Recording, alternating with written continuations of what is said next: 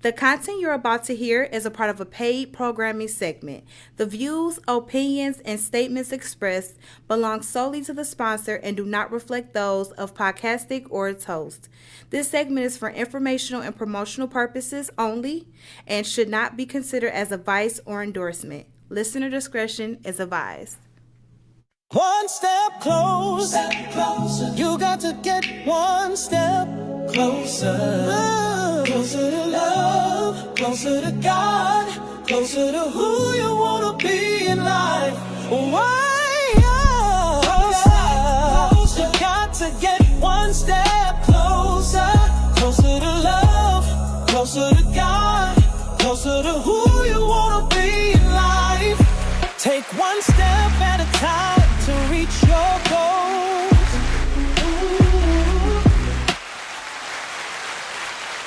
Hey everybody, it's your girl Chanie Shan, and you are tuning in to One Step Closer, and I'm back. I am back. I missed the intro. I love the intro.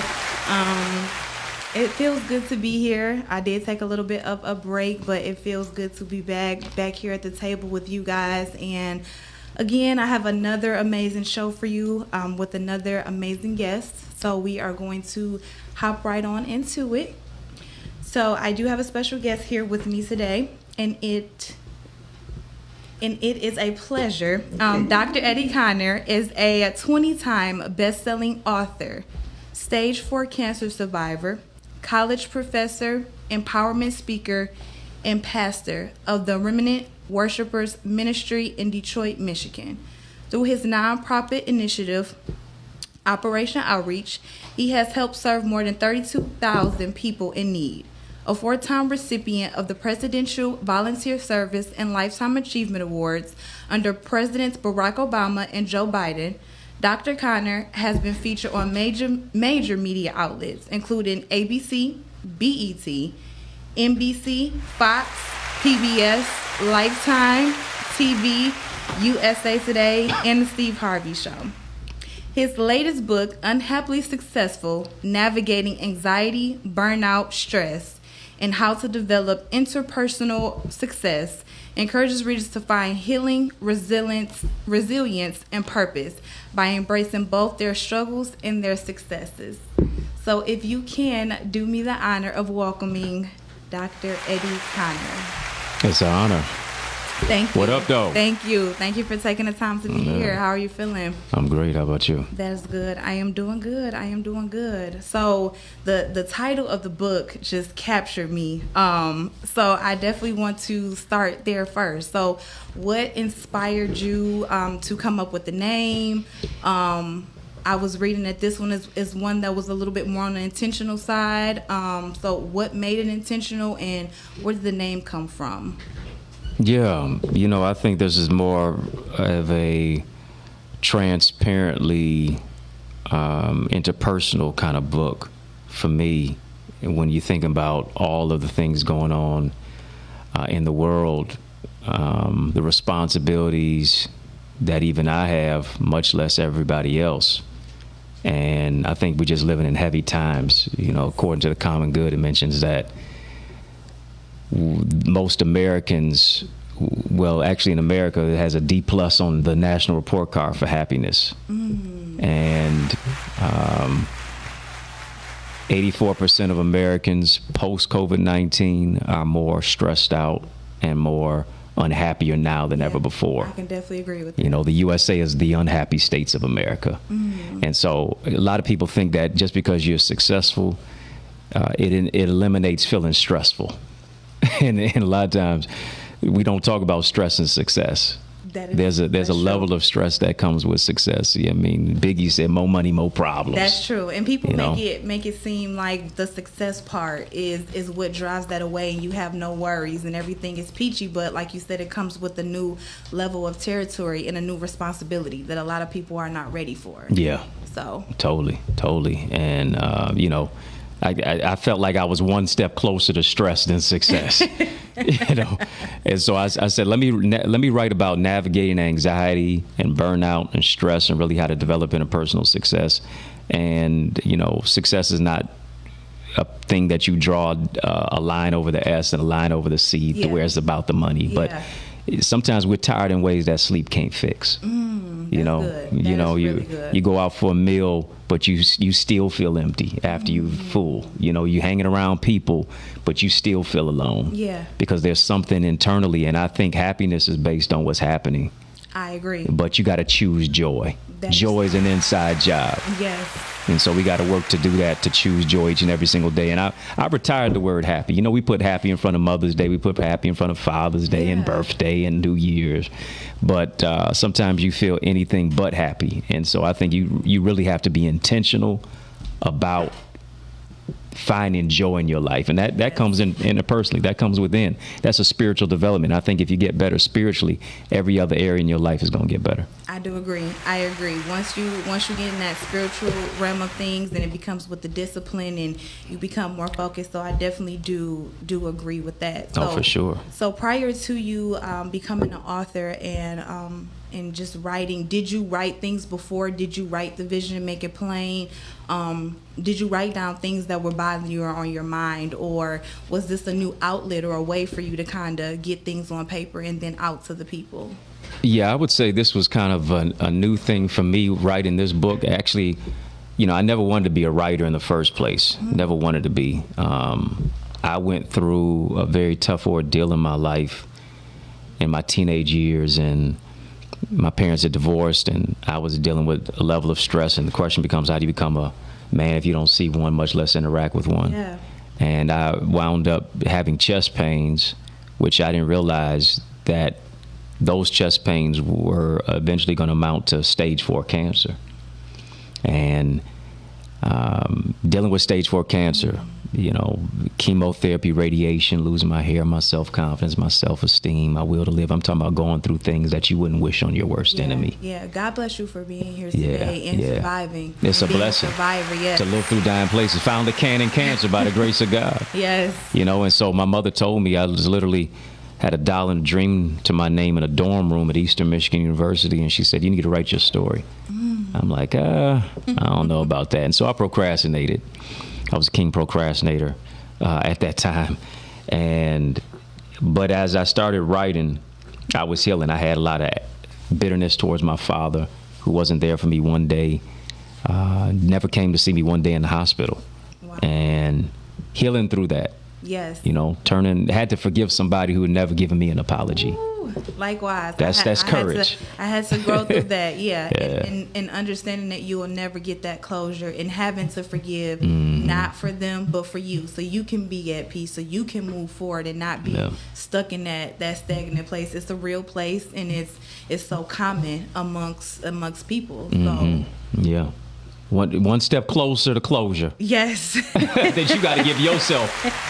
You do. You can't expect them to give it to you. You got to find it for your own self. You got to create it for your own self. You have to. For your own serenity and sanity.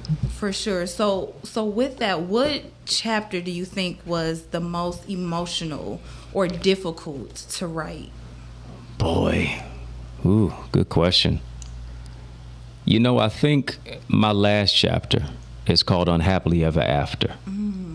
Yeah, there's Unhappily Ever After. I think that's kind of tied with another chapter called Suffering from Success.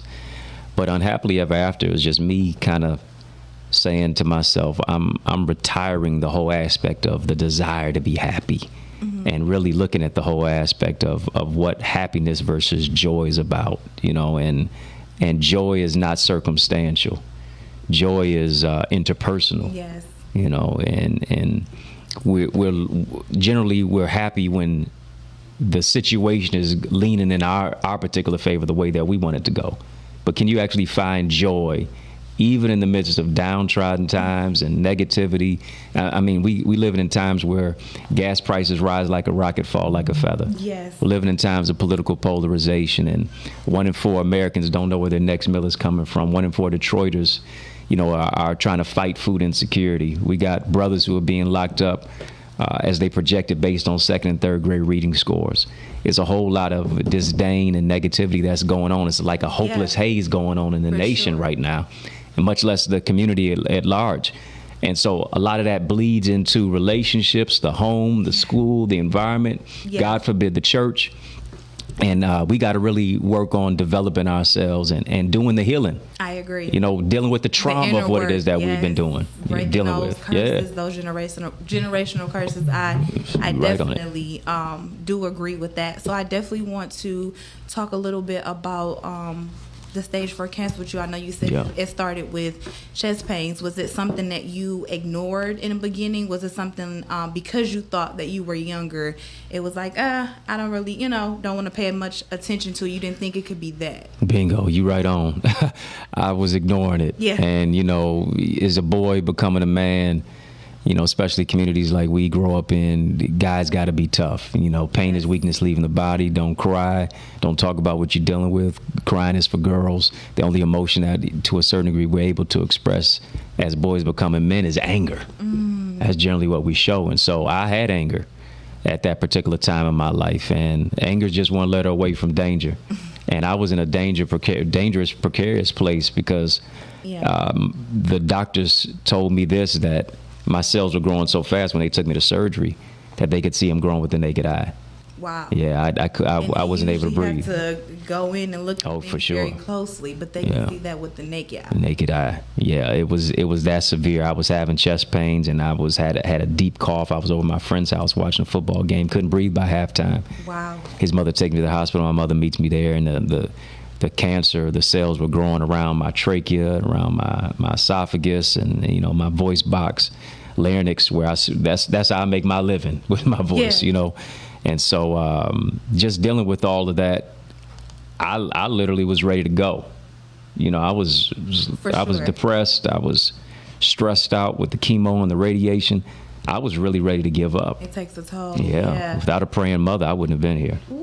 Yeah. Likewise, I definitely understand it in my same situation. If it wasn't for a praying mother, somebody by your side, a village, to pull you up out of that dark time, because it gets rough. It gets rough. It gets lonely, and you get scared because you've never been here before, especially if you don't know people that has been in that particular circumstance. Of course, everybody, say, it's going to be okay, but if you don't see it or you don't feel it, it's just words at that point. So definitely glad that you pushed through and that you did make it through that. So what version of Dr. Eddie Connor died during that season, and what version of you was born during that season? Wow, it's a very good question. Thank you. I would say the version of myself that was dealing with hard times and just wanting to quit. I think a knockdown is not a knockout unless you stay down. Ooh, that's good. That's the word. You got to get back up again. Yes. And so I had been knocked down in various places of my life. Cancer was, to a certain degree, trying to deal the last death blow. But I kept my faith in God, and I began to see one treatment of chemotherapy and radiation toward, that's one less treatment towards total healing. Yeah. And that happened. I think the thing that was reborn was a champion. It was a champion that said, listen, if I beat the worst thing in my life, I can do anything. I'm unstoppable. I'm unstoppable. Invincible. Yeah. And that's so good. Yeah. Shout out without to a you doubt. for that. So what kept you mentally strong during your darkest days in that season or that period of time? Yeah, without a doubt, I think it was my mother who was praying for me. I think it was also me developing my own personal relationship with God. I had to develop my own faith. I had to put the word on it, so to speak. Getting in the word, getting in the Bible, confessing the word over my life, and also retraining my brain. I think the mentality dictates your reality. When you change the way that you look at things, the things that you look at change. Yes. So having your mindset had to shift my whole perspective, and my perspective wasn't respective of what it is that I was going through, but I began to develop this mentality like, hey, I'm competing against myself, me versus me in this aspect.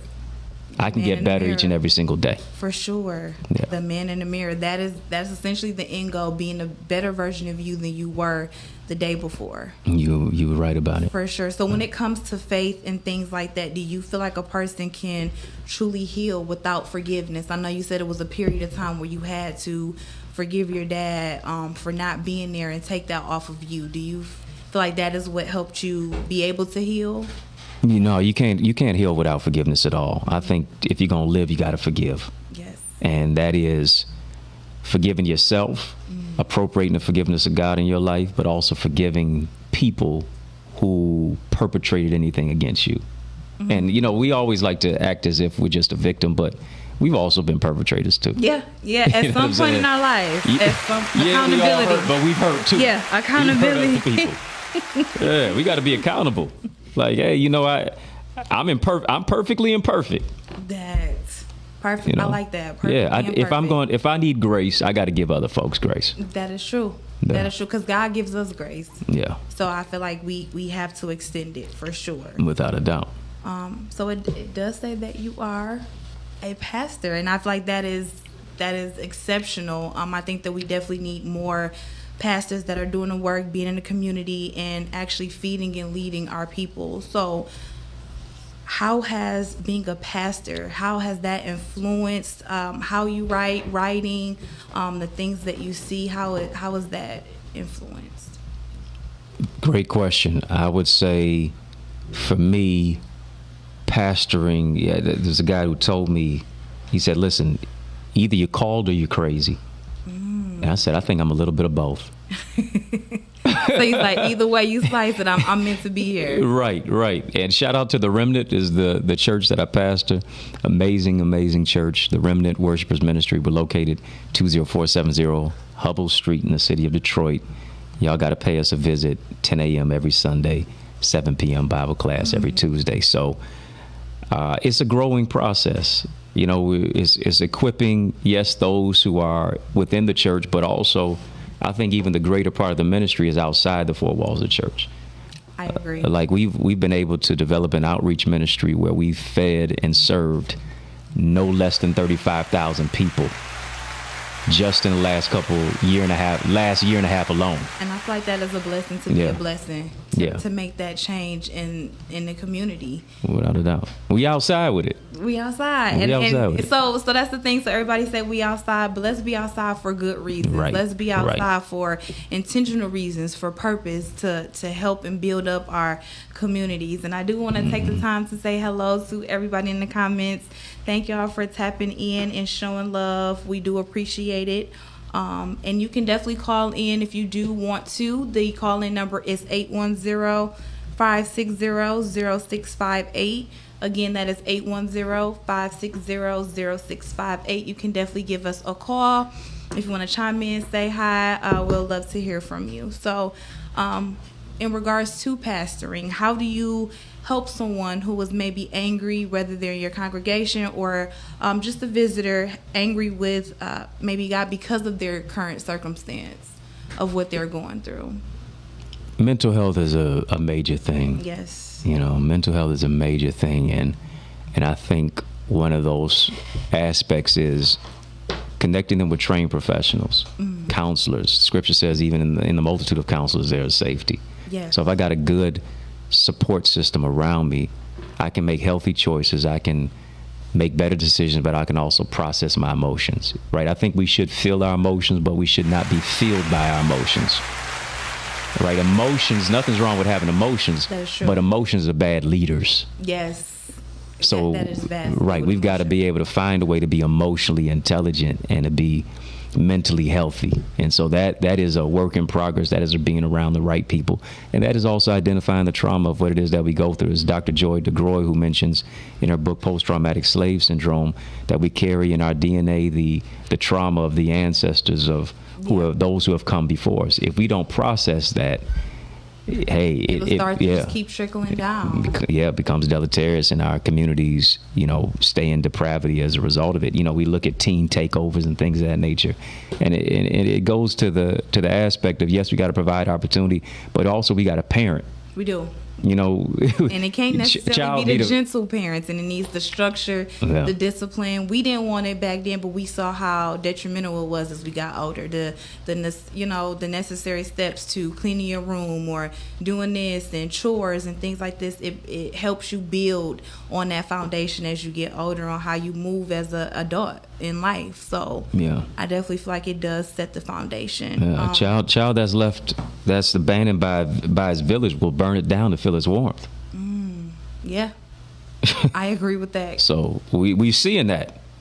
No love in the streets, no love in the home, no love in the school system. Folks are angry. Yeah, so where are people getting it from? Like you Right. said, people are angry. Mental health is on the rise. And like you said, post-COVID, I feel like that is when you really saw the rise of that. So Yeah. So with Operation Outreach, like you said, it has served 32,000 people. 35,000 people. No, I that want all my correction again. numbers. Nothing wrong with that. I'm going to give it 35,000. Yeah. Because that's not a small number by any means. So 35,000. How has this remained the central mission for Operation Outreach?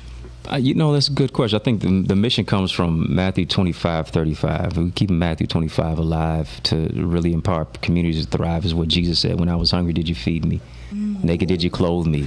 Thirsty, did you give me drink? In prison, did you visit me? If you did it to the least of these, you did it unto me. So we're really focused on the least, the last, the lost, the left out, the overlooked, the underserved, the underrepresented. And I think that has to be the clarion call. Jesus even said, Luke 4:18 and 19, he said, Spirit of the Lord is upon me because he has anointed me to preach the gospel to the poor. He didn't say the rich.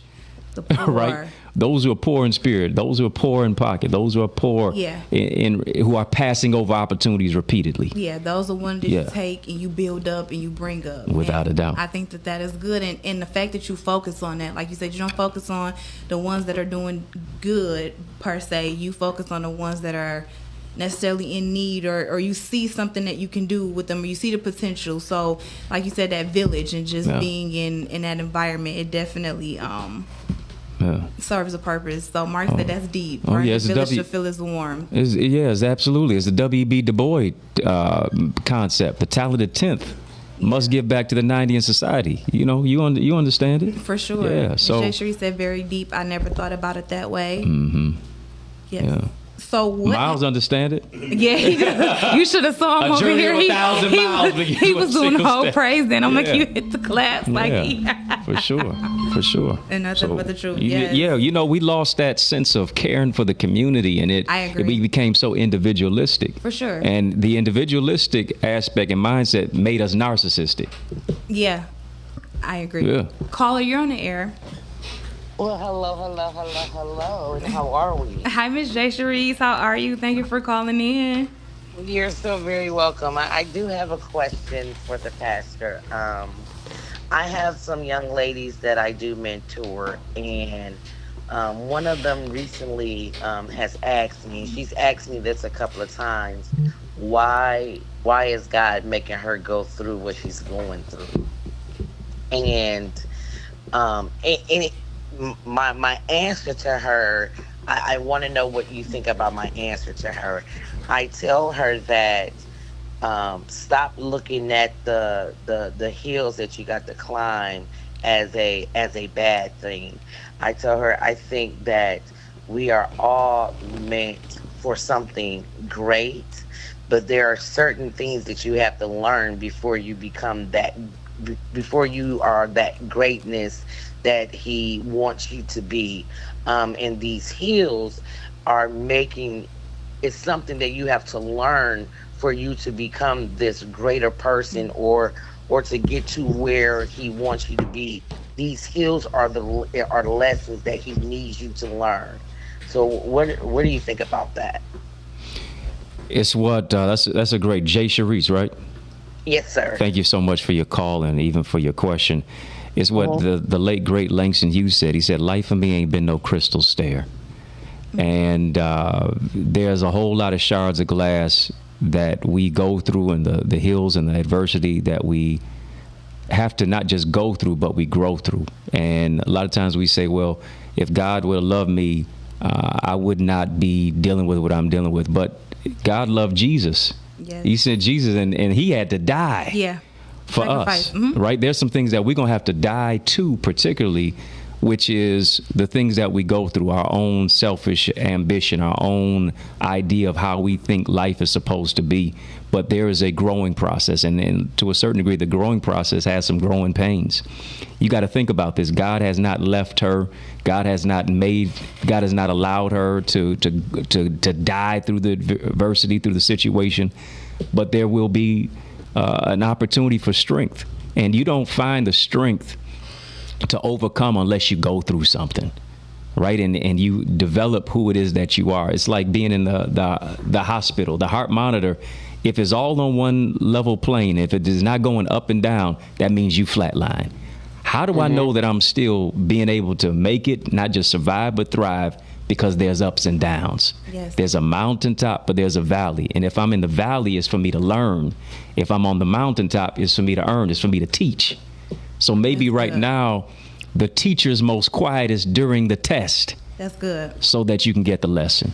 And so I want to good. encourage her to keep on going. I want to encourage her to keep her mindset still on the Lord and still focused that God is going to bring her through this. She didn't come this far to only come this far. Yes. That is Forward good. ever, backward never. Yes. I love that. Yes, Thank you. yes, And thank you, I did Miss love J. that. Cherie. Yeah. You're so very welcome. Can you? I'm going to hang up, but give it like a 10-second delay. If you can give your church information out, because Sure. she is looking for a church home, and I don't have any that I can refer her to.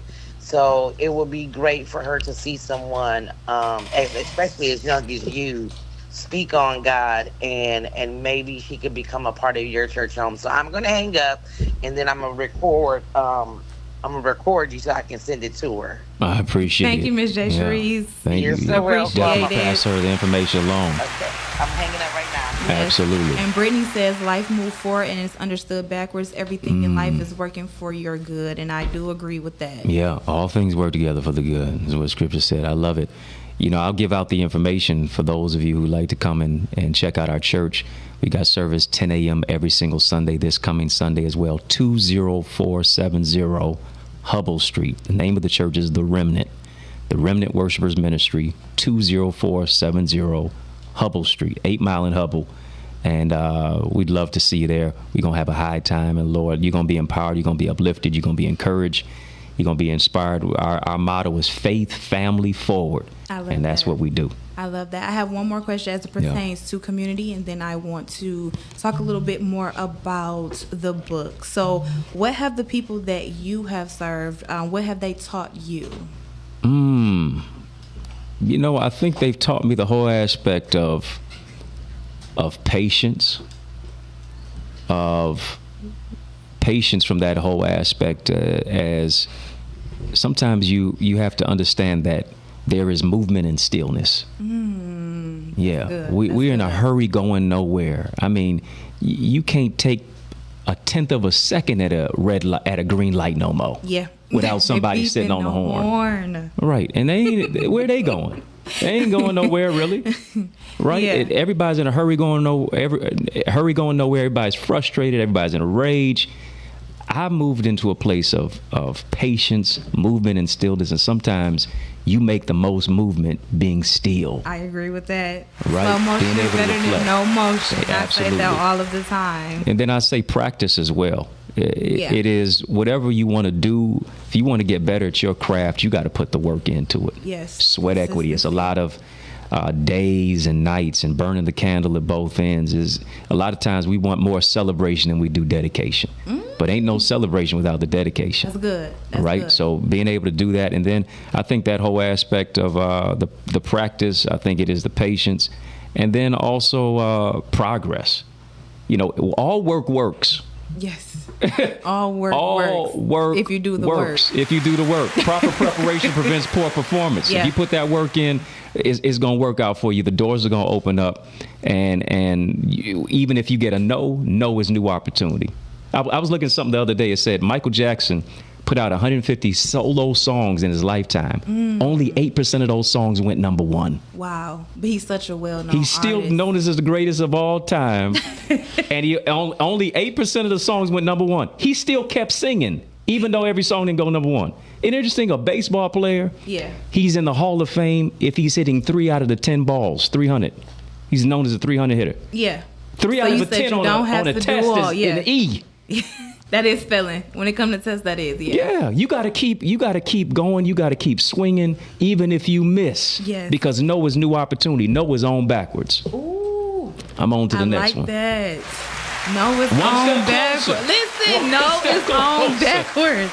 Yeah. That can go on a shirt. No, it's on backwards. Like, I really love that. Yeah. So, as it pertains to Unhappily Successful, the book, For sure.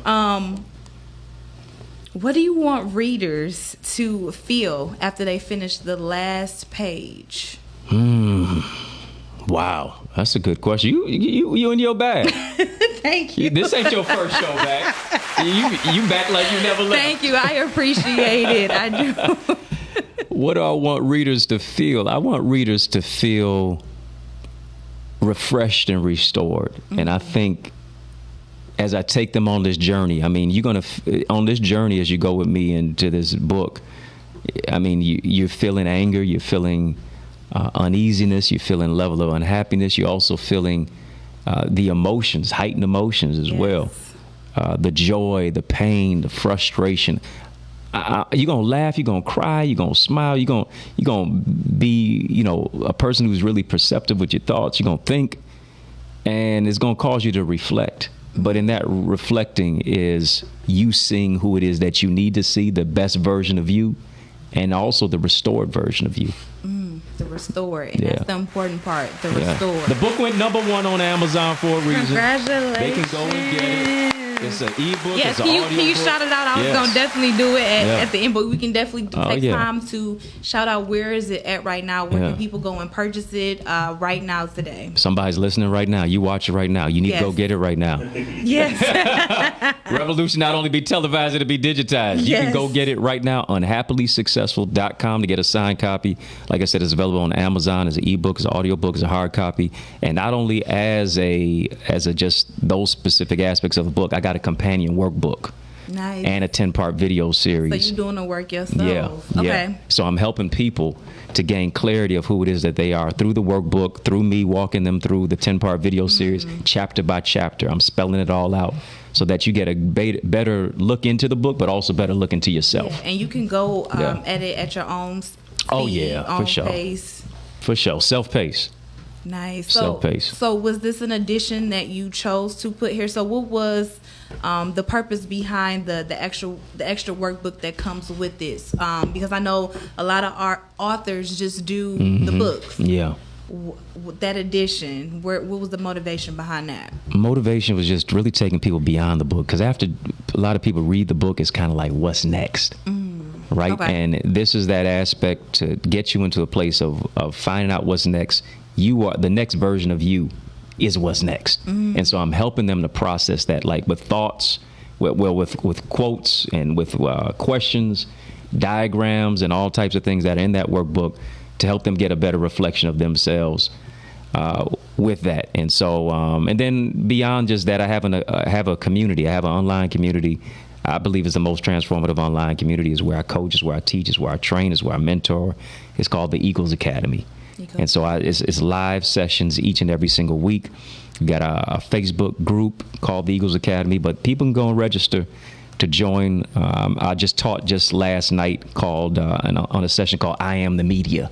Like the new channels now is not MSNBC and NBC and Fox. Yes. It's podcasting. And I think, yes, You know what I'm saying? and I think that's what people need to really bring attention to. Like, Yeah. this is the new platform for us Yeah. to get our voice out there and to be Right. heard. And I really like that you are meeting people where they're at. You're like, For hey, sure. you can come to service. Hey, you can be online. We have this going on. You got those different options. You got the book. So I love how you are reaching people where they're at in Yeah. different areas. Yeah. So I feel like you will definitely reach the masses that way for sure. For sure. Yeah, you don't have a social media page. You have a channel. Yeah.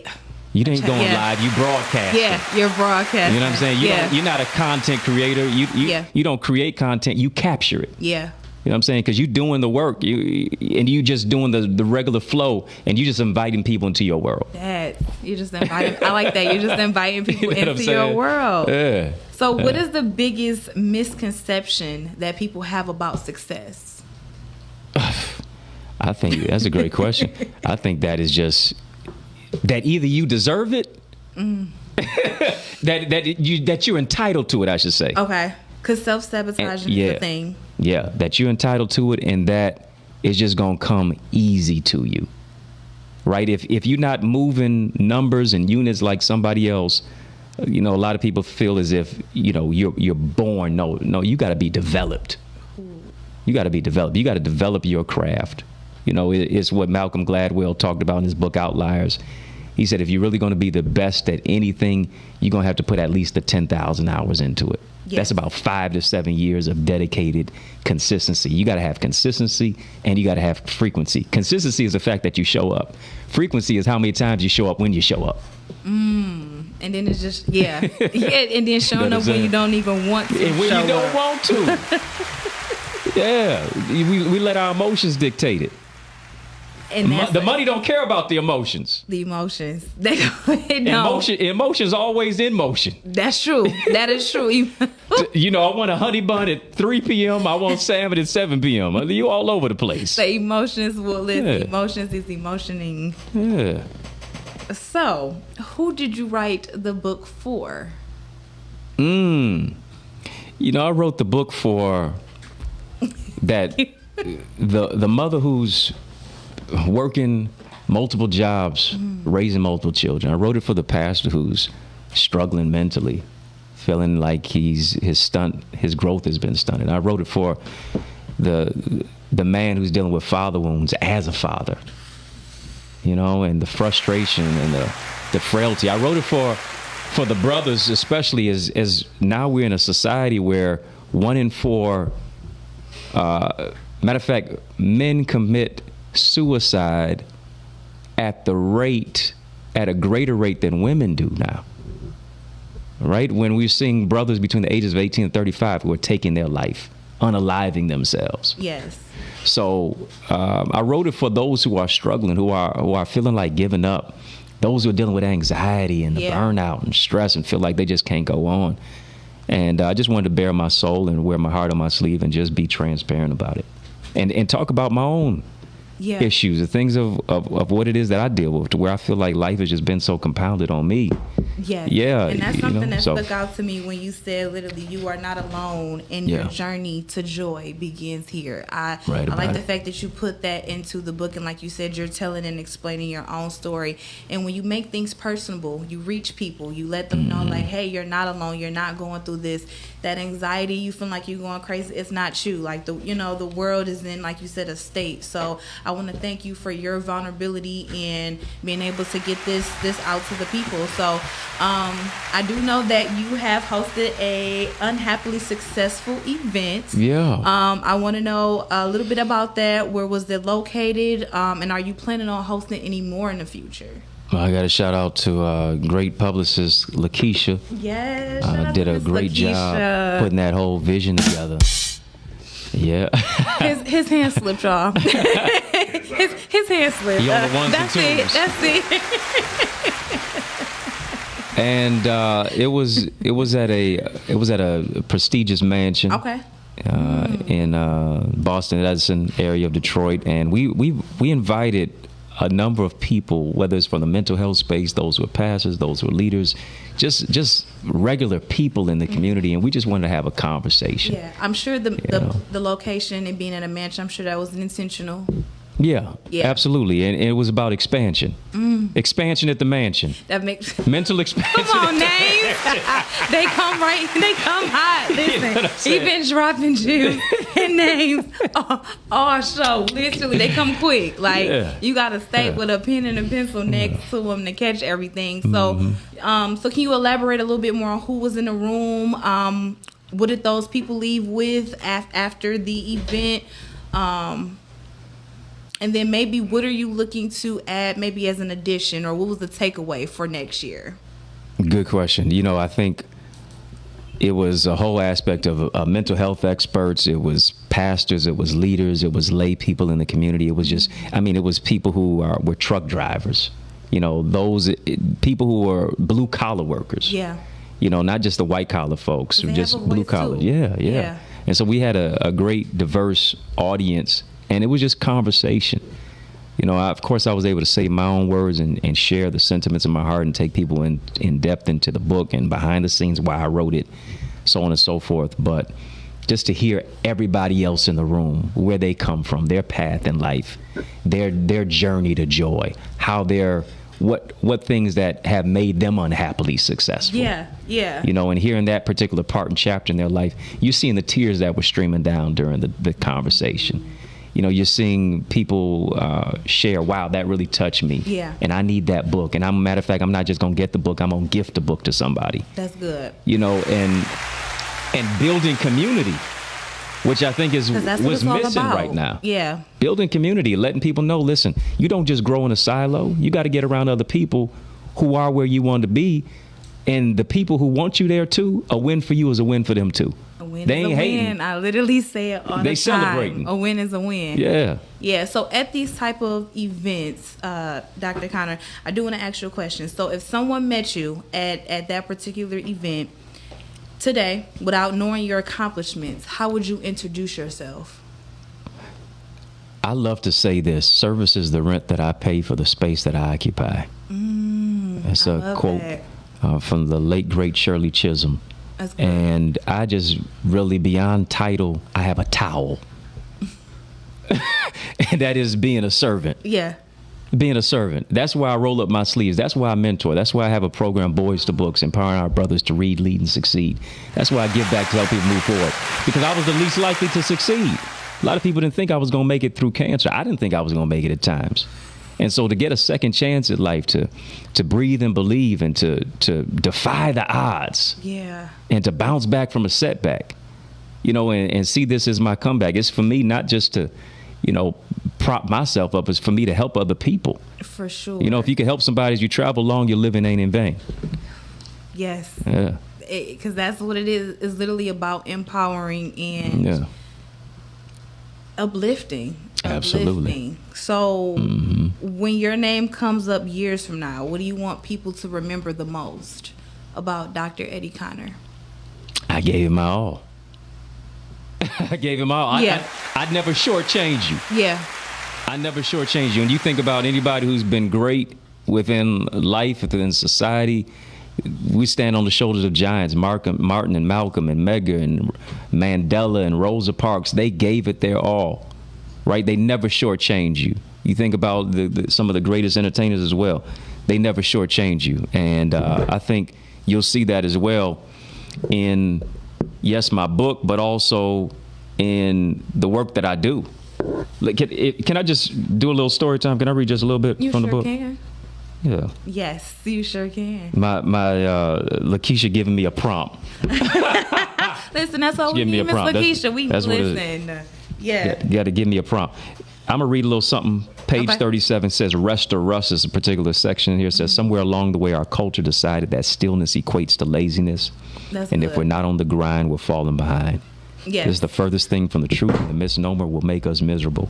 High achievers often treat rest like a reward you get after the work is done. However, the truth is that rest is part of the work. It's the ingredient that makes everything else possible. In other words, rest isn't time wasted. It's the fuel that your brain and your body needs to function at its best. If you don't take a break, you will break. If you don't rest, you will rust. If you're going to be at your best, you have to take time to rest. Rest is repair, renewal, and restoration. That's so good, and it's so relevant because that is exactly what is going through, what people are going through now. Without a doubt. The burnout, because they're trying to juggle so many things at once. They're trying to balance things. So how do you balance a good work-life schedule so that you won't burn out or it cause or lead to anxiety? That's good.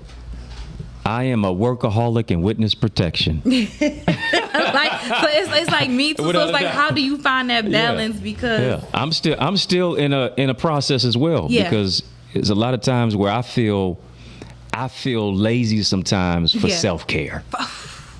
Yeah. If I have too much time, I'll be like, I gotta be doing something. I need to, and I feel guilty about it, and I know I shouldn't. But if I'm not going, I feel like something is wrong. Like I feel like if I don't get home at the end of the day, and I'm like, "Whoo, I'm tired." Like I didn't do enough. And like you said, the rest is necessary. It's what fuels our brain and our minds, and help us make those alert decisions the next day, and or business opportunity or whatever the case may be, and we can't do that off sleep, of being sleepy or tiredness, and so I definitely think that's important. Right about it. Listen, this is my 20th book, and it sounds great. Wow, he's at number 20, and I'm not even 50 yet, right? But I wrote 11 books since 2020.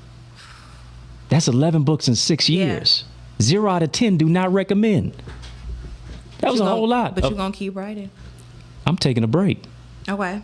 I'm taking a break. Okay. I'm taking a break right now. It's a whole lot of mental anguish that goes into developing a project and trying to put your work out and your genius and putting all that out. It's a lot of work that I had to sacrifice relationships. Yeah. Sacrificed a life, I'm sure. social life, right? Sacrifice to a certain degree, feeling like myself. So this was me getting a relief and a release, and I was in a place of waiting to exhale. Okay. Ain't no Whitney Houston around. I was in a place of waiting to exhale, for real. Yeah. And this book was a place for me to actually finally breathe. So was it like an escape from reality essentially for you, or was it a place where you can just be your most vulnerable self? Most vulnerable self. Okay. And do you feel like in a role of being a leader, do you feel like you are able to be that, your most vulnerable self in a lot of spaces and environments? Yeah, I do. Okay. I've grown more comfortable with that. Okay, that's you good. know, I there was plenty of years where I had a wall up, I had defense mechanisms up, and as I began to heal, turn them walls into bridges.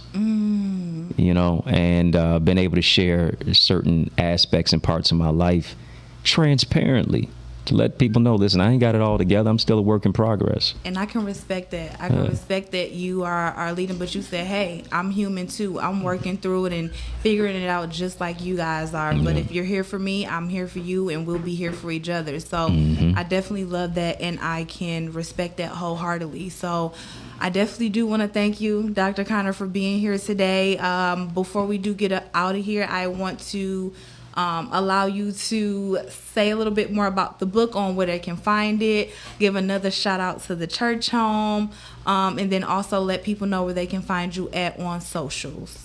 I feel like I'm one step closer to total healing, not just being healed, but being whole. I love because that. of this show. I love that. Thank you. Listen, thank you for taking the time. This was really good. You This real. was really You good. real. This was healing. Real Thank talk you. conversation. I Thank think we you. needed very courageous conversation. I appreciate you having me on your platform Thank to do you it. so much. Podcastic. Yeah. Fantastic conversation. You know, I will say, Thank you. you want to run to the remnant. We got an amazing church. And we have in service this coming Sunday, 10 o'clock a.m.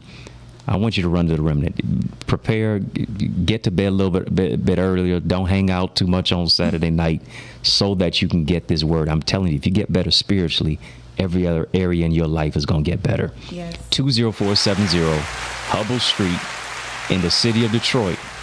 All right? It's called the Remnant Worshipers Ministry. The Remnant. Run to the Remnant. 20470 Hubble Street this Sunday, 10 o'clock a.m. You got to get the book. You have to get the book. It went #1 on Amazon for a reason. Listen, people are literally reading this book from Alaska to Ethiopia. I'm telling you, I ain't even putting on. They're reading the book. Congratulations. Yeah. Literally from Atlanta to South Central LA, all around. Look how many people. Literally the touching. nation, much less the world. People are being empowered by this book. And as you read it, the book is reading you. Yeah, you're going to say, man, I feel seen. Like, you in my business. You're going to be like, clock it. all book long. You in my business. Yeah, so you got to get it on Amazon, ebook, audiobook, hard copy. You got to get it on unhappilysuccessful.com if you want a signed copy as well. Listen, I'm encouraging you. I need you to do these things for me. 2 things. Get a book, gift a book. You need the book, but somebody else needs a book too. Go get it. Yes. I appreciate you for it. Thank you so much. I do appreciate it. I want to thank everybody in the comments. Thank you so much for taking the time to be here with us at the table. This was a great first show back. I'm definitely looking forward to many more. And this is your book.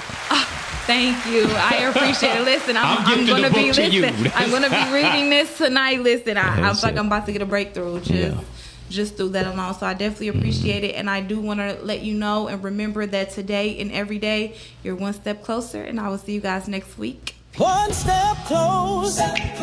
You got to get one step closer. Closer to love, closer to God, closer to who you want to be in life. Why? You got to get one step closer. Closer to love, closer to God, closer to who you want to be in life. Take one step at a time to reach your goal.